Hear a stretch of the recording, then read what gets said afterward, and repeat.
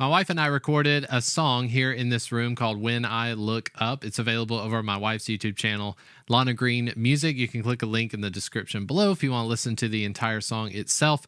My whole channel is about Presonus Studio One tutorials, tips, and advice, whether it's music production or home studio type things. Everything in the song was recorded here in this room. So I thought it'd be neat for you to kind of see behind the scenes of what went into the entire mix.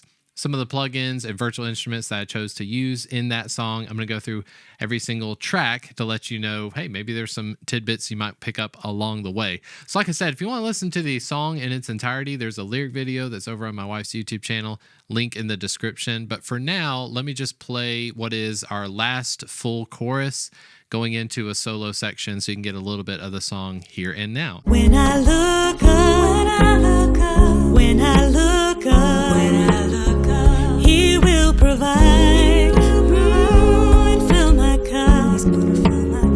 Yeah, life feels easy, even when it's tough. When I look up, when I look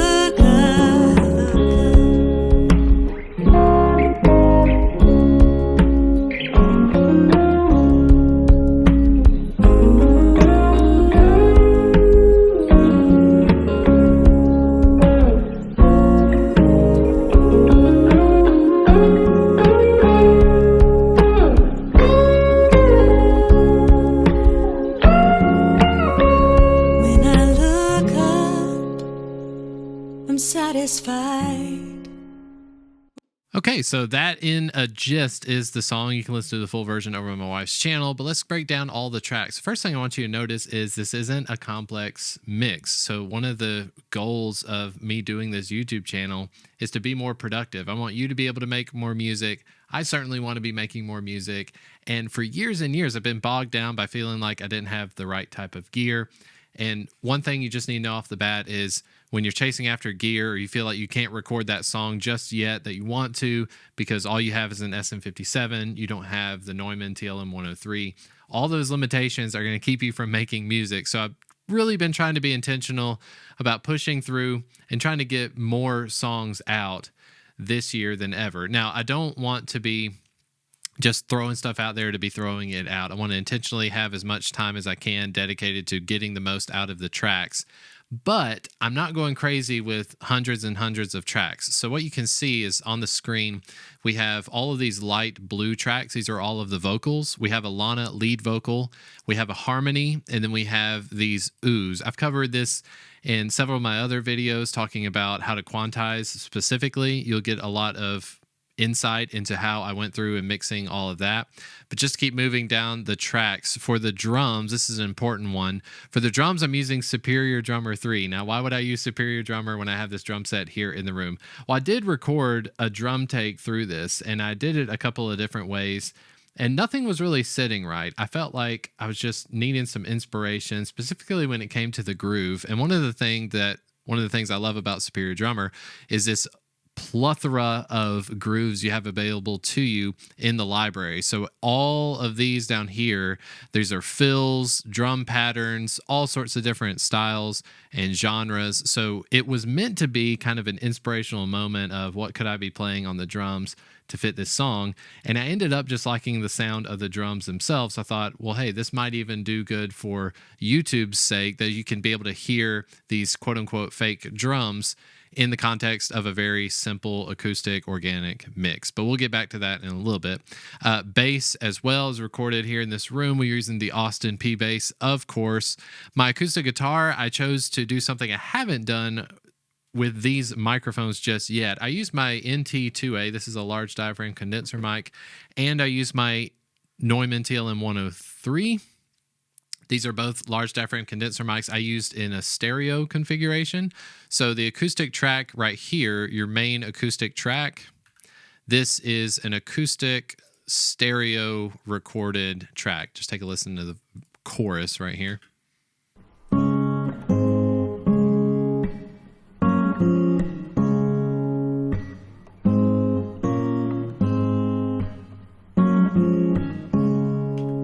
It sounds great. Now, the other acoustic track is not mic'd up at all. This is just a DI of my acoustic, and it really is just coming in on the verses. You probably don't even hear it if you're listening to the final mix. It's just doing kind of a droning root note of whatever chord we're on.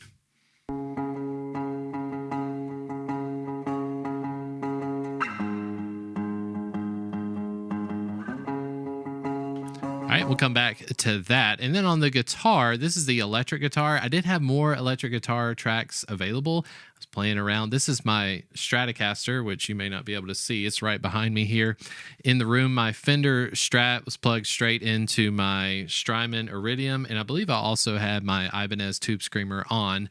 That was doing all the simulation of an amp. So even though it's got the amp simulation, I did not use my amp in the room. I just recorded it direct, added a few tracks as well, and ended up only keeping the electric guitar on the solo section because I wanted to have kind of a surprise element later on in the song.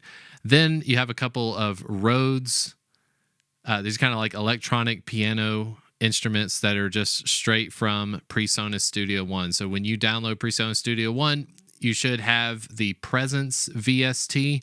I am running Presonus Studio One version 6 professional, so that may be something that if you have the artist version, it may not come with that specific instance of the Rhodes piano, but I love the sound of the Rhodes. We'll get to those as well. So that's all of the tracks. And then from the tracks, as you can see on the mix window, there's just not a whole lot going on. And I want this to be an encouragement to you because I'm not opposed to using plugins at all. I love throwing plugins at the stuff, but I've been trying to keep this mentality of if I feel like I'm adding 8, 9, 10 plugins on a track, then maybe I just don't like the sound of that thing and I need to re-record possibly. So just looking at the mixer window, most of these tracks are just going straight to my music bus. Or they're being siphoned off a little bit. So I have one FX track, and it's simply running this UAD Pure Plate Reverb. This is just a new UAD plugin I picked up. They are releasing their plugins natively. I have a bunch of UAD plugins because I used to have their audio interfaces, sold those, kept all the plugins, and now they're releasing these native plugins where I can run the UAD stuff without having the hardware. But I'm having to wait because they're only releasing a few of these handfuls at a time. But Pure Plate Reverb is basically my reverb that you're seeing it being sent from my lead vocal is getting a little bit of that. My acoustic guitar tracks are getting a bit of that. Background vocals are getting some of that Pure Plate Reverb. My drums are being processed in the drums bus. We'll go through that as well. Background vocals are having a separate treatment than the lead vocal. Then I have everything that's an instrument going into my music bus. Music bus gets a little bit of wonky EQ going on with Fabfilter Pro Q3. And then all of my vocals, my background vocals and my lead vocal are being siphoned off into a bus for my vocals bus, getting a little bit of processing there. Then I have my mix bus, and then finally Ozone 9. So that's just an overview of all of the tracks, all the instruments as they're laid out. Let's break down all of these plugins and maybe do a little before and after. First thing I want to talk about is actually the last plugin that was added, and this one is Izotope Ozone. Izotope Ozone. Some of those are hard to say, but this is just the standard version 9 of Izotope. I know there's newer versions out there. I've not felt obligated to upgrade because I'm not using this mainly for anything other than just giving me some loudness. Now, it has this awesome function called Master Assistant. It kind of works like an AI program. So you will feed it your audio. I would let it play through a verse and a chorus, maybe the most dynamic section of your song. And it analyzes all of the stuff and it gives you recommendations. Whether you want to use the recommendations or not, it's totally up to you. Just so you know, on my Master Assistant settings, I went with new instead of vintage. I didn't want it to add a bunch of garbly, grit to it. And that went for a minimal amount of impact. So they have like a low, medium, and high setting. And if you set it to high, you probably will get more volume. It'll sound louder, but you'll also get more distortion and you'll hear more of the plugin at work.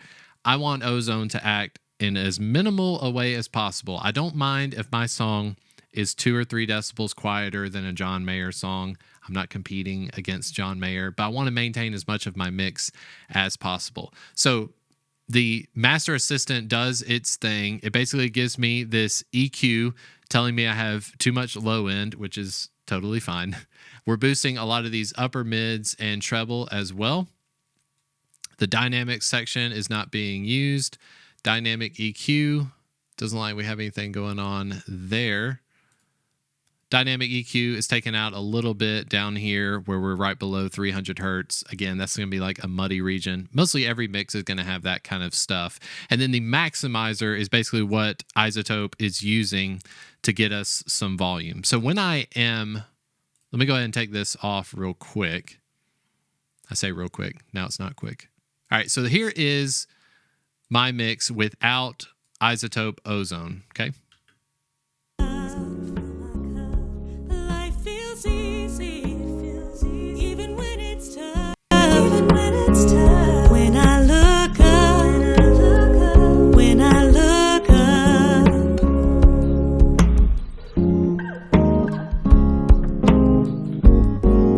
It is not subtle whatsoever. You can see there's some gain reduction happening for sure. It's squeezing some stuff. We can go to the dynamic EQ and see that at work. He will provide and fill my cup. Life feels easy, even when it's tough. That is a great plugin right there. If you don't have Ozone, you do have the limiter plugin from Presonus. That's essentially just going to give you more volume. I like Ozone because it just gives me that extra 5% that I might be missing because my ears are deceiving me. Okay, I do have on working backward here my mix bus. So this is right before it goes, everything goes into Ozone. I do have a Fabfilter limiter plugin. This is a basic limiter, and right now it's disabled because before I'm done mixing the song, I would have this enabled, and essentially it's giving me 11 decibels of volume, and it's giving me something to keep everything from clipping. So I only use this limiter as I'm mixing or as I'm still recording the song. When I go to mastering, or if I want to have a very finished sound, that's when we go into Izotope Ozone. There's some EQ happening here on Fabfilter Pro Q3, nothing crazy. Again, anticipating sort of the muddy region, trying to add some brightness up at 13K. A lot of this stuff, if I bypassed it, you probably wouldn't even notice it. But let's go to measure 21. Let's get a chorus going right here. I'm going to bypass this EQ plugin and then I'll turn it on. You'll see the blue icon at the top left. Whenever the blue icon is there, that means it's on. As soon as it turns gray, it's off. So here it is off. When I look up, he will provide and fill my cup. Just a little bit of clarity, if anything. All this stuff too, this is like 1.5 decibel moves. Whenever you're on the mix bus, any sort of change you make, a decibel or more, it's going to be a lot more noticeable than when you're on the individual tracks, because this is affecting the drums, the vocals, everything together. Now, this is a UAD native plugin of a Pultec. It looks like I am boosting. It's set to 2 right now, and I'm attenuating at 5K. So the boosting is happening at 12K. We're giving a boost at 12K. We are attenuating, or we are cutting a little bit at 5K. Then I am setting sort of a medium. It's got a sharp and a spread. Let's see. Sharp and broad. Sorry, I have glasses, but I still don't have 20/20. But sharp and broad, I've got it up around 4, so we're trying to do some medium width stuff. And then at the low end at 60 hertz, we're boosting 2, and then we're cutting 1. It's a pretty common Pultec thing to do, that you boost and cut. It kind of has almost like a dynamic EQ feel to it. So let's bypass that plugin on the chorus. Let's set a loop here so we don't have to keep doing this over and over. So here it is off. When I look up, he will provide and fill my cup. Life feels easy. One of the reasons that I'll lean on the UAD plugins more so than some of the stock plugins is because UAD is often trying to emulate analog gear. And when you're recording so much direct, or you're doing so much electronic music or stuff that's not really happening in an acoustic space, any sort of emulation of analog stuff to give it some grit is going to help, because direct recording can often sound way too clean. So we actually want to dirty things up. All right. Another UAD plugin. This is on the mix bus. This is the Studer. This is just a tape emulation. And often it is set to default, but oftentimes I'm just going to roll through and find some sort of preset here to get it set up. You can look at the VU meter down at the bottom to see how much we're actually getting out of this tape machine. Whenever it gets up into the red region, there's going to be a lot of distortion. So if you're doing something like drum mixing and you want to add a lot of distortion from like a tape machine, that's when you want to go for more of the red zone. But when it's on the overall mix, I don't really want it to distort too much. I just want it to have a little bit of flavor. But is it doing anything? I wouldn't be surprised if it's subtle. Here's the chorus. This is with the tape machine off, and then I'll turn it back on. When I look up, He will provide and fill my cup. Life feels easy, even when it's tough. When I look up, it sounds so much cleaner without the tape machine, but clean is not what I'm necessarily going for. So this is a lot of acoustic guitar, drums, bass, a female vocal. If I can get a little bit of saturation and thickness from the tape machine, I like that sound, so I keep it. All right, working our way backwards. Here's our vocals bus. I won't isolate all of these. One of the things that is new for me is using a high cut filter. So often with the high end, we're seeing a lot of boosting, and you're going to see me boosting the high end on the lead vocal, on the background vocals. And why would I boost it and then end up just cutting it? Well, I'm cutting it around 15K. It starts to slope off. If you've ever listened to white noise, pink noise, anything around 15K to 20K, it's really not pleasant. It's the highest frequencies that our human ears are capable of hearing. It's very whistly. And if we boost all of our high end, we're also going to be boosting that whistly kind of sound. It can be kind of harsh. So I'm using a high cut filter, and I'm also cutting 1.5 decibels at 800K. The Soothe plugin, this one is just a magic plugin that I haven't seen anybody thoroughly describe what the Soothe plugin does, but I've seen Eric Valentine. If you're not a fan of his channel, go check out Eric Valentine on YouTube. He's the producer. There's a couple of different Eric Valentines floating out there, but look for the guy with glasses, mixing records with Eric Valentine. Check it out. The Soothe plugin definitely comes in handy for softening a lot of the frequencies. So let's take a listen to the vocals bus. I'm just going to isolate it here. So this is soloed. Let's have the Soothe plugin off, and then I'll turn it back on. when I look up, He will provide and fill my cup. Life feels easy, even when it's tough. When I look up, when I look up. There's something it's doing, like the mid-range quality. It seems like it just gets scooped and cleaned. It's magic, but you can check it out. There's a factory default preset. There's tons of presets. I've played around in the vocals folder. There's ones for female vocals, starting position, all that. But a lot of times the default is going to get you a long way there. So that is the vocals bus. Working our way back. The music bus. I'm doing something that this is a risky move. It's doing a lot of possibly harm to the mix. But what I wanted to try to do with Fabfilter Pro Q3 is an EQ plugin that will actually let you EQ the sides of the stereo field separate from the middle of the stereo field. So what I'm doing is in the mid region, meaning the middle, not like low, mid, and high frequencies. I mean like in the middle of the stereo field, I am cutting some of the high end only on the instruments. This is not on the vocal. Then on the sides, I'm boosting high end. What my hope is that you get a wider image, or the appearance of a wider image by doing that. And then I'm also cutting out a little bit on the 100 hertz. But let's take a listen to this on the music bus. I'll isolate it or solo it up. We'll hear a before and after. So here's before.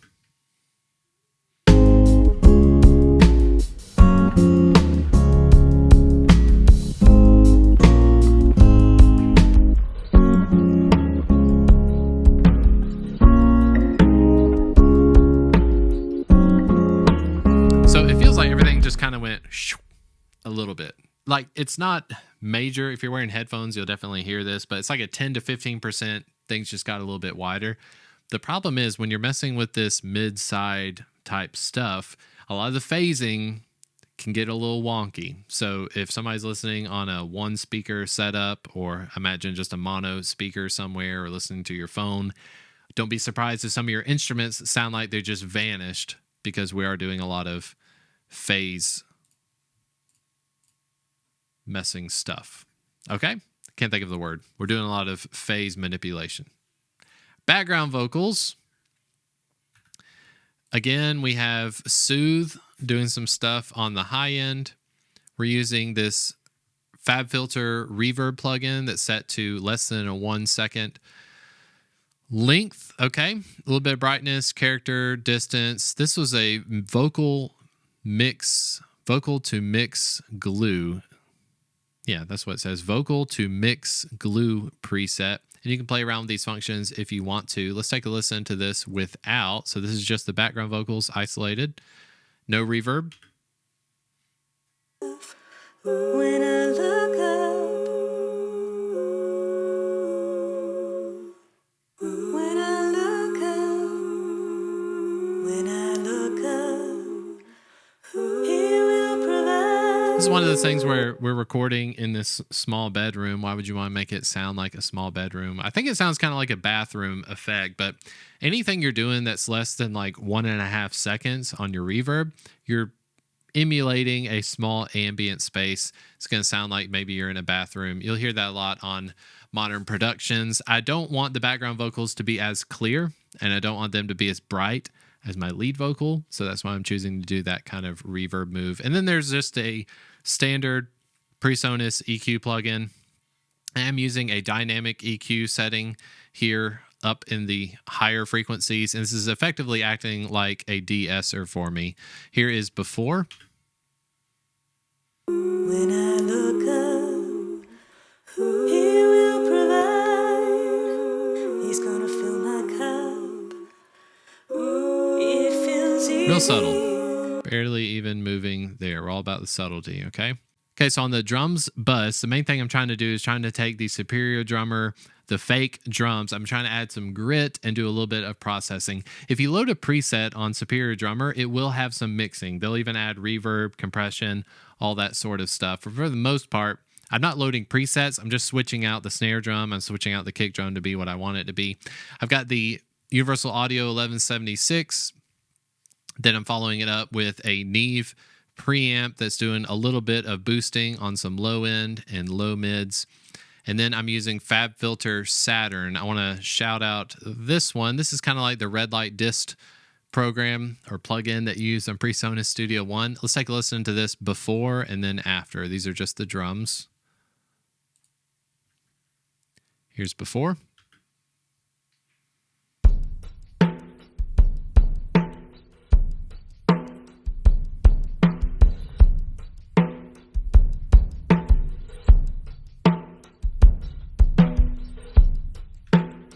Okay, I'm loading a preset called Warm Tube Bass just to give a little bit of saturation to the drums as they pick up.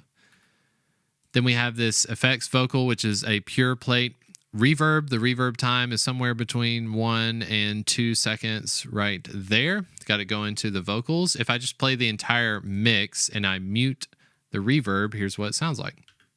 When I look up, He will provide. Life feels easy, even when it's tough.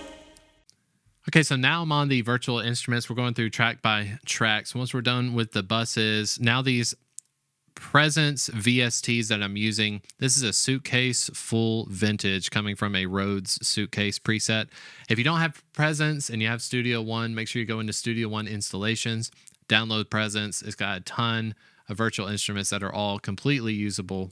This one is a suitcase full vintage. Any of the plugins that you see on these tracks, like if you see anything loaded, like a chorus or a reverb, all this stuff, Ampire, all of that is going to be specific to whatever preset. I did not load any of those plugins, okay? You can play around with the reverb down here. Let's take a listen to the Rhodes suitcase. Again, this is the Rhodes suitcase full vintage specifically.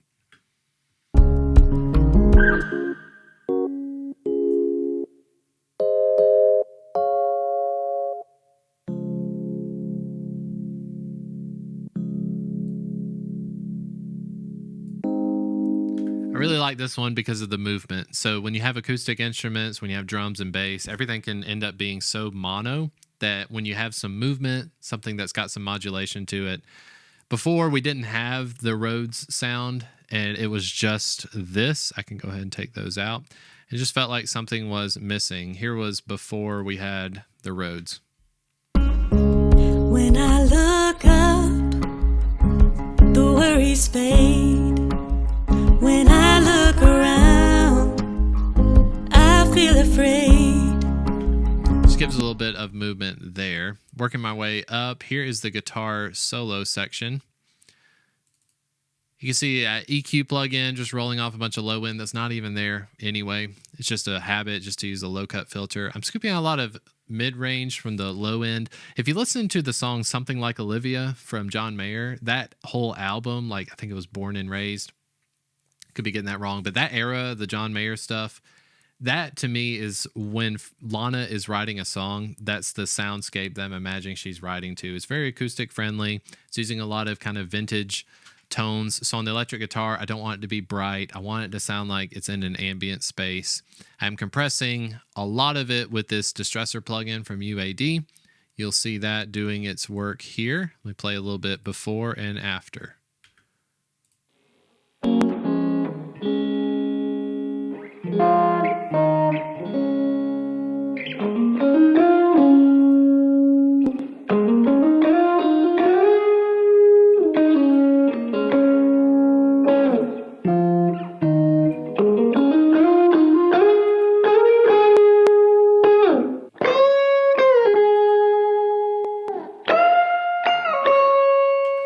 And then you heard at the end there that UAD Pure Plate Reverb is doing quite a lot of work.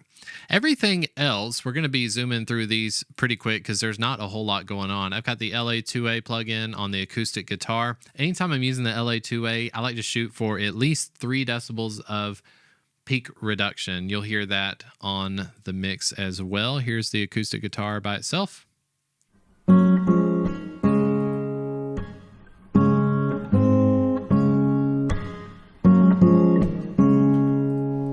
Kind of gives the acoustic guitar a tubey sound, almost like it's running through a tube amp. So on the bass guitar track, there's really not hardly anything going on. We've got this major EQ move from Fabfilter. Deserves taking a listen to. Here's what it sounds like before.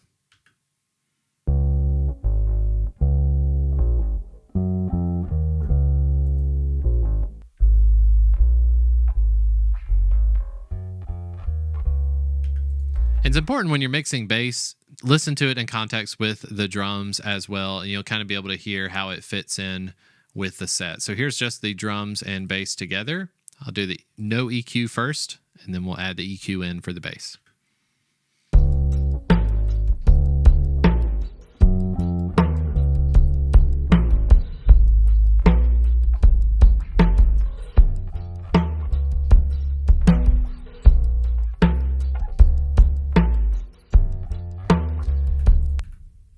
Kind of sounds like I am taking a whole lot of the low mids out of the bass, but I'm just carving out a space. So again, that mud region shouldn't be creeping up on me. Which brings me again to the background vocals. We're doing a little bit of gating.